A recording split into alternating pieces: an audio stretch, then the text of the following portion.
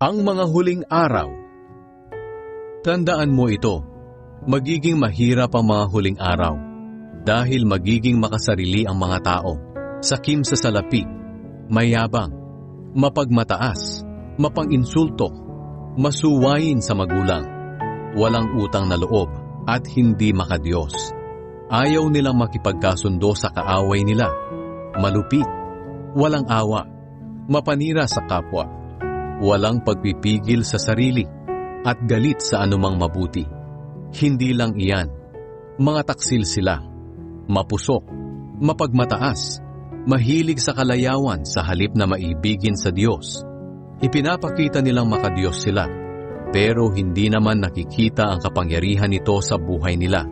Iwasan mo ang mga taong ganito.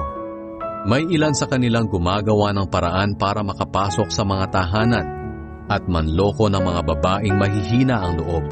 Nalulong na sa kasalanan at alipin ng sari-saring pagnanasa. Nais laging matuto ng mga babaeng ito, pero hindi nila mauunawaan ang katotohanan kailanman.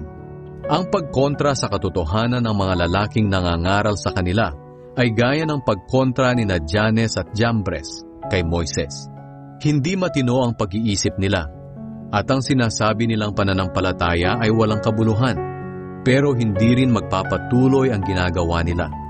Dahil mahahalata ng lahat ang kahangalan nila, gaya ng nangyari kina Janes at Jambres.